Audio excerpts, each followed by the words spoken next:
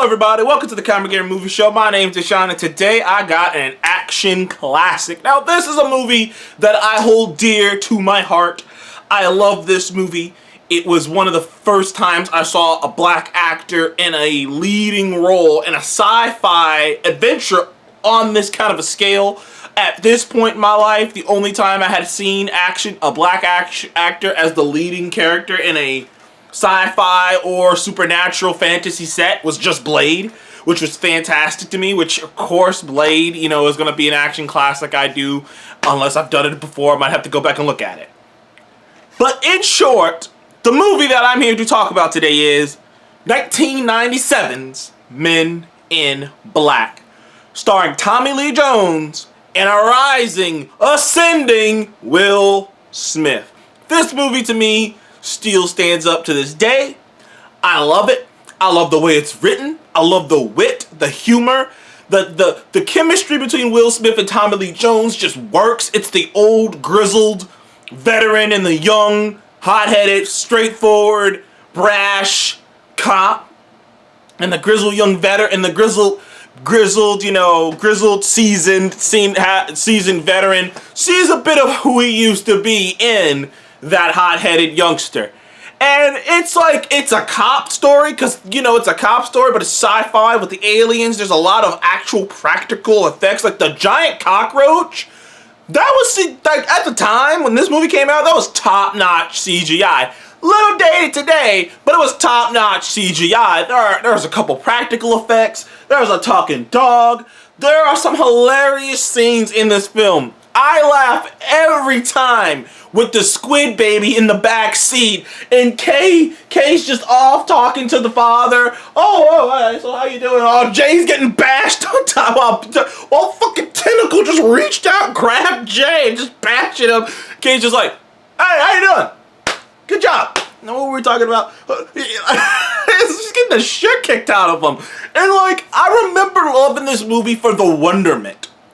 Because the idea behind Men in Black is aliens live amongst you. Aliens, they're amongst you. You might have talked to them. It might have been an animal that you thought you saw. But there's this organization that keep peace on Earth.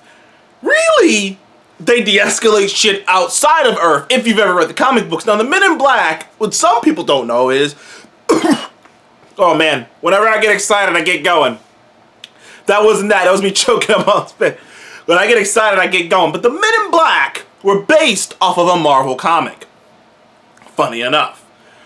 Probably why, that's kind of how Sony had to get it. How'd they get it? They just bought the Men in Black, just the individual comic. But yeah, the Men in Black was a Marvel comic.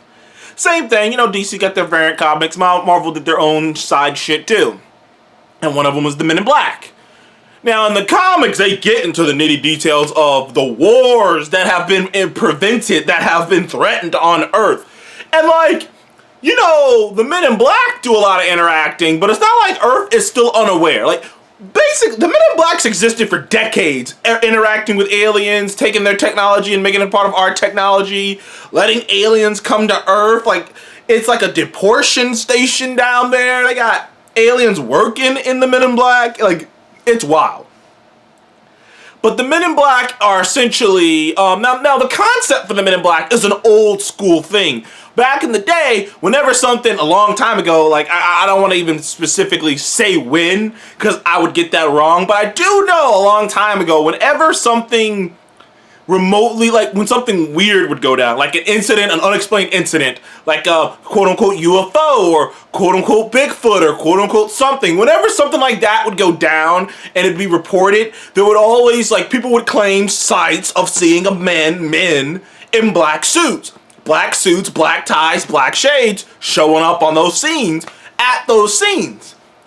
And so the Men in Black thing started, and that's what the entire premise of the Men in Black kind of is born from, is the idea of what if. Now, clearly, probably those were just government agents doing their due diligence and coming down there, asking questions, seeing if there was any validity to what's being said, and being like, okay, well, I guess there's not. All right, we'll chuck this up to report. But your mind wonders. I would think that, if I was someone sitting there, and I'm like, man, they said they saw a Bigfoot here. There's a crowd of people and everything, and like there's normal cops, you know, and whatnot. And out of nowhere, I see these dudes who don't talk to anyone walk up in black suits and shades, don't talk to anyone. They look really official, say a couple words, and just leave. And like a black Cadillac or something. I might start going, what the fuck was that? That's the Men in Black, except they take it a step further. I just love the idea. Like, the Men in Black is just such a cool idea. But there's the premise of the Men in Black, in case you've never seen it, and you should. The Men in Black are a world protection slash what's the word? Law enforcement agency of all terrestrial activities.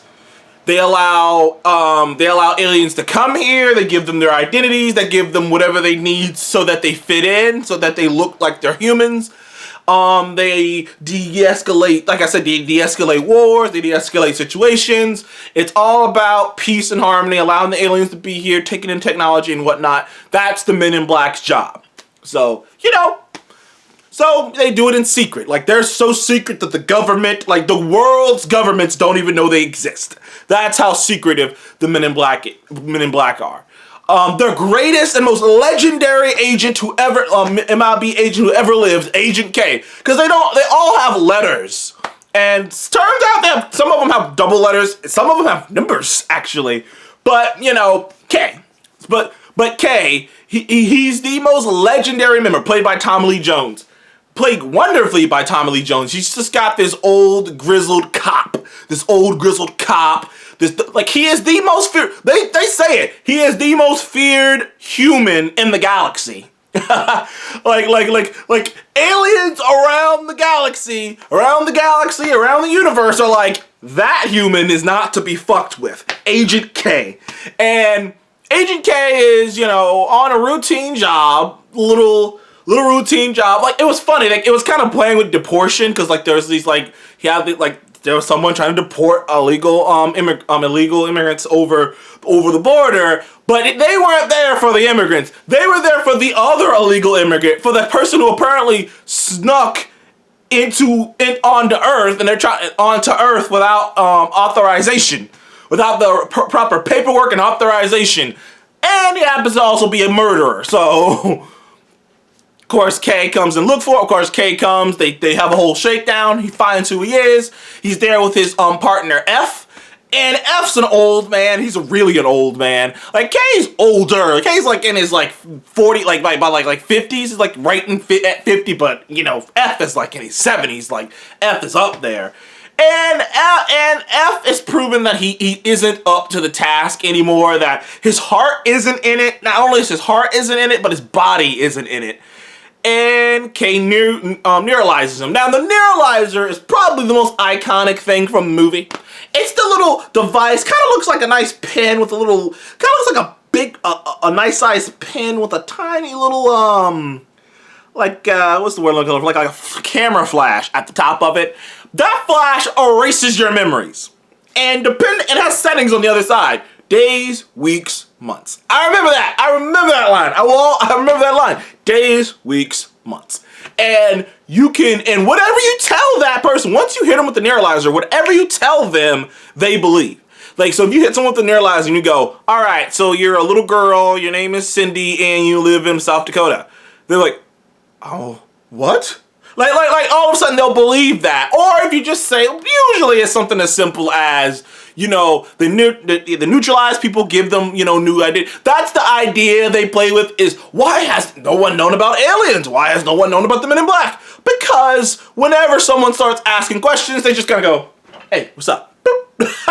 Now, they have special glasses. I assume it's more than just actual normal glasses. I'm gonna just go out on a limb. They have special glasses that allow them, like, to wear so that it doesn't affect them. But if you're looking at it, no matter where you are, if you see that thing go off and you look at the light, you're gone. And whatever they tell you is what you believe. And they got those shits in crazy locations, man. They got that shit all over the place. And there are so many great jokes, but I'll just get through the little story bit. So Kay, in pursuit of a new partner, which we will later find out it wasn't so much him finding a partner so much as a replacement, because he started feeling a bit envious of F. K remembers what it was like to live a normal life. He started longing for it, so he found J, played by Will Smith. And Jay's just this, New York City cop, hot-headed, but he's got good instincts, he's got good skills. He ran down a creature that the way they built it up is like, that's a hard creature to run down on foot. He ran it down on foot. He has qualities that reminded K of what he used to be like, and he takes him under his wing. Like I say, Jay doesn't know he's training him to replace him, but he is. He's training him to replace him. And together they form a dynamic duo that is just, they play off each other very well. K's experience, Jay's non-experience, but just the way Jay's eyes are. And this is how you do this introduction to New World, is you have the main character, like, this is how you do it. You can have a main character. This is, to me, textbook writing. You can have a main character be both simultaneously the audience's lens into the world and be a character at the same time. I feel like so many animes fuck that up, and so many other things fuck that up by making the main character so bland. That way we can kind of put ourselves on the character and we can look at the new world that they're seeing and we can see it through their eyes. But this is how you do it. Because Jay is mesmerized by this. He's just some kid. He's just some kid from fucking Brooklyn, man. He's just like, I don't know what the fuck's going on. That's crazy. The iconic scene where he accidentally knocked this ball, and the ball just like a boom, boom, boom, boom, boom, boom, all over the goddamn place. And like the stories Kay would tell him, and of course the iconic noisy cricket, which is a gun about this big that has the power of a fucking a torpedo. I mean, it put a hole in a freaking U-Haul truck the size of a fucking wall. Like, I mean, it was a massive hole for this tiny little thing. That thing got some kick. I mean, it got so much kick that if you're not paying attention, if your feet aren't planted properly, it can send you flying through the sky. The noisy cricket. Love that goddamn gun. I loved it. It was a funny gag. There's just so many funny moments. Damn, I make this look good. The movie, to me, honestly, it's one of my favorite movies. I love it. I think Tommy Lee Jones and Will Smith are so good together. Honestly, even in the sequel, which is not as good as this one and not worth putting on this list, I still enjoyed it because of them. They are so good together. They were so fun. It's a duo that you might not imagine. But and it's like that in the comics too, because Kay's got that accent. He's country. He sounds like he's from Texas,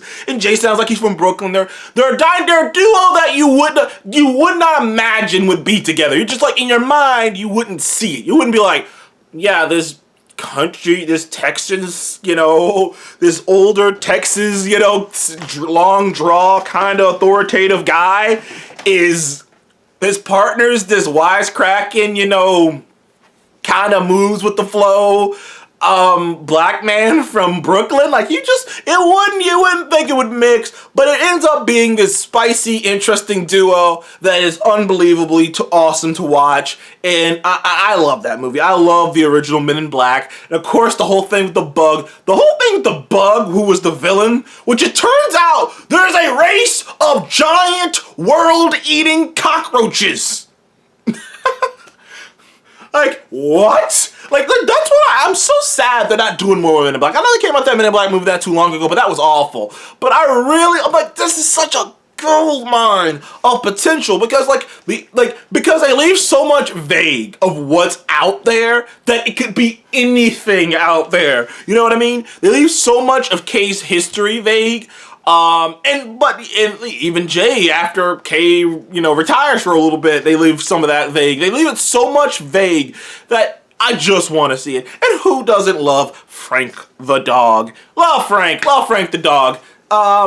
Man, this is a 10 out of 10 movie for me. I love it as a film. I love it as an action movie because it has some fun action beats in it. I love it as a sci-fi. Men in Black is an action classic that I love. Anyways, thank you guys for joining the Comic Game Movie Show. Please leave me a like and subscribe. And have you ever seen 1997's Men in Black? If you have not seen that movie, do yourself a treat. Go see it. You will become obsessed. You'll watch the two other movies and you will be upset that they weren't as good as the first one.